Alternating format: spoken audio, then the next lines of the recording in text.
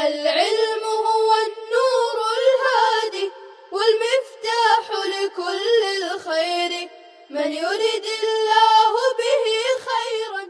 بسم الله الرحمن الرحيم.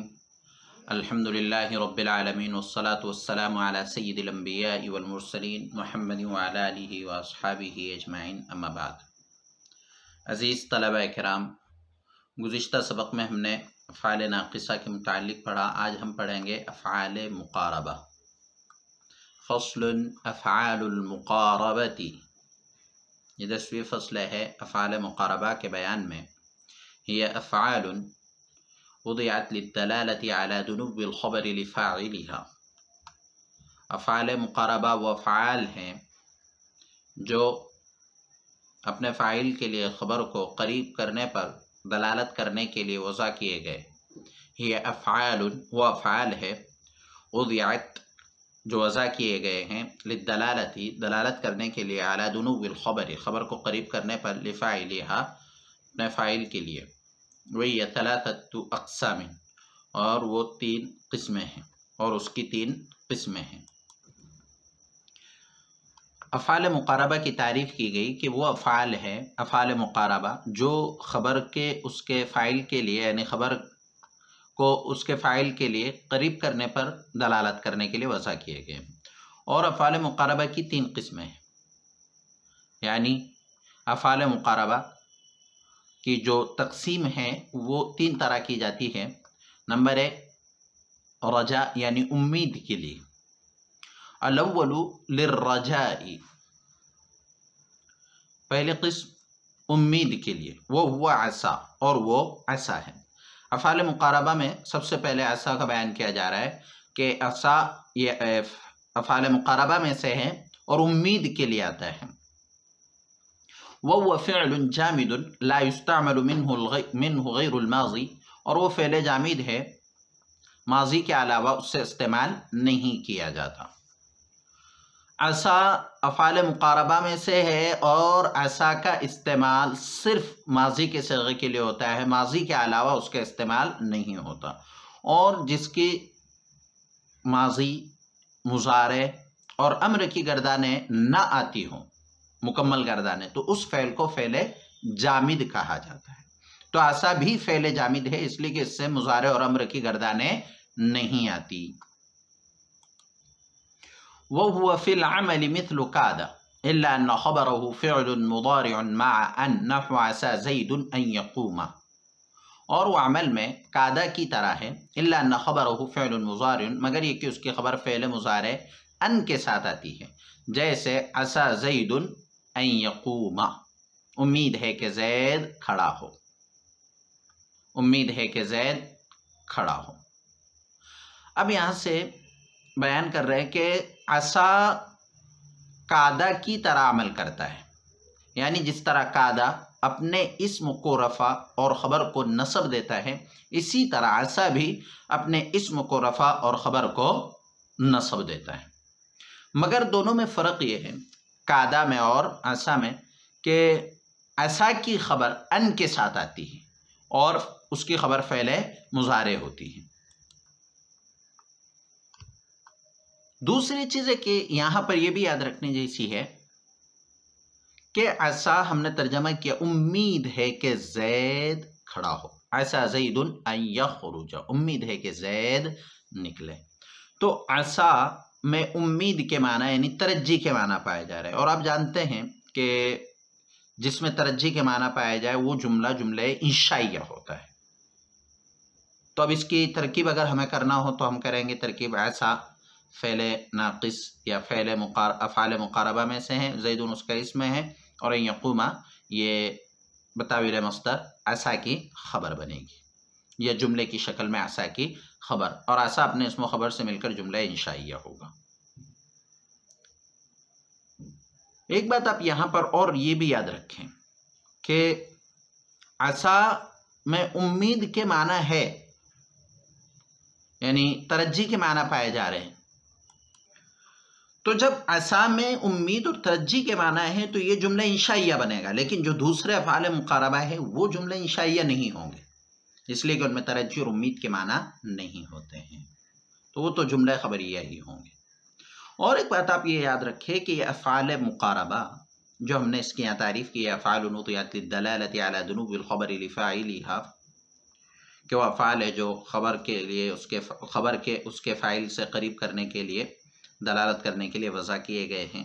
تو افعال مقاربہ یہ بعض حضرات اس کو افعال ناقصہ ہی میں شمار کرتے ہیں، لیکن چونکہ افعال مقاربہ کے احکامات کچھ الگ ہے اس لیے اس کو الگ سے بیان کیا گیا ہے۔ تو بہرحال افعال مقاربہ کی 3 قسمیں ہیں۔ سب سے پہلے رجا، اور رجا کے لیے امید کے لیے عسا آتا ہے۔ وَيَجُوزُ تَقْدِيمُ الْخَبَرِ عَلَى اسْمِهِ، اور خبر کو اس کے اسم پر مقدم کرنا جائز ہے۔ نحو عسى أن يقوم زید، عسى أن يقوم زید۔ اب عسى أن يقوم زید میں ان یقوم خبر مقدم ہے اور زیدن اس کا اسم ہے۔ اب ترکیب کس طرح کریں گے؟ عسا فعل مقاربہ، ان یقوم اس کے خبر مقدم، اور زیدن اس کا اسم مؤخر۔ عسا اپنے اسم و خبر سے مل کر جملہ انشائیہ ہوگا۔ وقد یحذف ان، اور کبھی کبھی ان کو حذف کر دیا جاتا ہے، جیسے عسا زید یقوم، امید ہے کہ زید کھڑا ہو۔ تو یہ عسا کے احکام ہیں جو رجا کے لیے آتا ہے۔ اس میں مزید ایک بحث یہ بھی ہے کہ عسا کی 2 قسمیں ہیں، ایک عسا ناقصہ ہوتا ہے اور ایک عسا تامہ ہوتا ہے۔ عسا ناقصہ کو اسم و خبر کی ضرورت ہوتی ہے، اور عسا تامہ کو وہ اپنے فاعل کے لیے خبر کا محتاج نہیں ہوتا ہے۔ والثانی للحصول وهو كاد وخبره مضارع دون ان نحو كاد زید یقوم وقد تدخل ان نحو كاد زید ان یقوم۔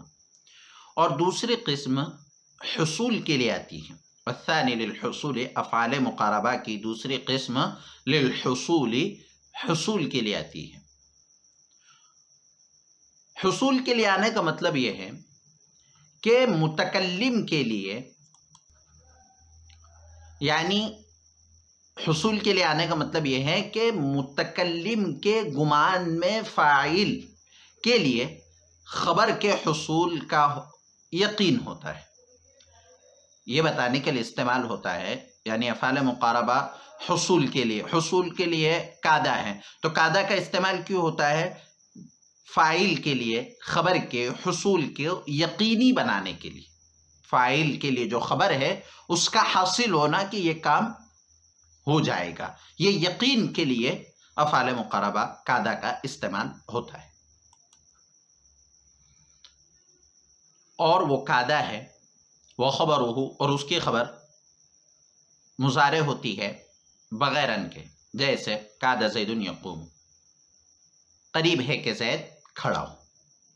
اب آپ دیکھیے، یہ زید فاعل ہے، یعنی کادا کا اسم ہے جو فاعل کی طرح ہے، تو اس فاعل کے لیے یقوم خبر کا حصول یقینی ہے۔ متکلم جو کہہ رہا ہے کہ قریب ہے کہ زید کھڑا ہو، تو اس کو حصول یعنی اس کام کے ہو جانے کا یقین ہے، اس لیے وہ کہہ رہا ہے کہ قریب ہے کہ زید کھڑا ہو۔ تو متکلم کے گمان میں فاعل کے لیے خبر کے حصول کا یقین ہوتا ہے، یعنی اس سے یہ یقین ہوتا ہے کہ یہ کام ہو جائے گا کہ زید کھڑا ہے، متکلم کے گمان میں۔ تو والثانی للحصول، افعال مقاربہ کی دوسری قسم حصول کے لیے آتی ہے، اور وہ صرف کادا ہے۔ وہ خبر، اور اس کی خبر مضارع ہوتی ہے بغیر ان کے، جیسے کاد زید یقوم۔ وقد تدخل ان، اور کبھی ان داخل ہو جاتا ہے، جیسے کاد زید یقوم، قریب ہے کہ زید کھڑا۔ دیکھیے، عسا اور کادا دونوں کا استعمال ایک طرح ہے، فرق یہ ہے کہ عسا کا استعمال ان کے ساتھ ہوتا ہے خبر، اور کادا کا استعمال بغیر ان کے ہوتا ہے، لیکن کبھی اس کے برعکس ہو جاتا ہے کہ عسا کی خبر پر ان داخل نہ ہو اور کادا کی خبر پر ان داخل ہو جائے۔ حالانکہ صحیح قاعدہ یہ ہے کہ کادا کی خبر پر ان نہیں آئے گا اور عسا کی خبر پر ان آئے گا، لیکن کبھی ان دونوں پر بھی داخل ہوتا ہے اور کبھی دونوں سے بھی ان کو حذف کر دیا جاتا ہے۔ والثالث للأخذ والشروع في الفعل، افعال مقاربہ کی تیسری قسم فعل کو لینے اور شروع کرنے کے لیے، وہ طفق وجعل وقرب واخذ، اور وہ طفقہ، جعل، کروبا اور اخذا ہے۔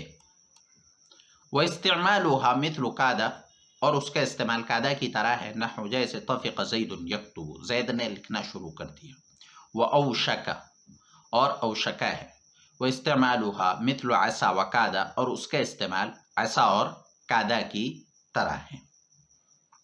اب دیکھیے یہاں کہہ رہے طفقہ، جعل، کروبا اور اخذا، وہ استعمال اور ان کا استعمال قعدہ کی طرح ہے، جیسے طفق زید یکتب، زید نے لکھنا شروع کر دیا۔ وہ اوشکا، اور اوشکا ہے، اور اس کا استعمال عصا اور قعدہ کی طرح ہے۔ پہلے 4 بیان کیے اور بیان کرنے کے بعد کہا کہ قعدہ کی طرح اس کا استعمال ہوتا ہے، اور پھر اوشکا کا استعمال ہوا اور کہہ رہے کہ اس کا استعمال عصا اور قعدہ کی طرح۔ اصل یہ بتلانے کے لیے کہ جو اوشکا ہے اس کا استعمال عصا اور قعدہ کی طرح ہوتا ہے، یعنی اوشکا کبھی ناقصہ ہوتا ہے اور کبھی تامہ ہوتا ہے۔ جب ناقصہ ہوگا تو اس کو اسم خبر کی ضرورت ہوگی، اور جب تامہ ہوگا تو تامہ ہونے کی صورت میں وہ فقط فاعل پر پورا ہو جائے گا، اس کو خبر کی ضرورت نہیں ہوگی۔ تو یہ افعال مقاربہ ہے۔ سب سے پہلے ہم نے افعال مقاربہ میں عصا، اس کے بعد قعدہ، اور پھر طفقہ، جعل، کروبا، اخذا اور اوشکا، یہ تمام افعال مقاربہ ہے۔ تو آج کا ہمارا اتنا ہی سبق ہے۔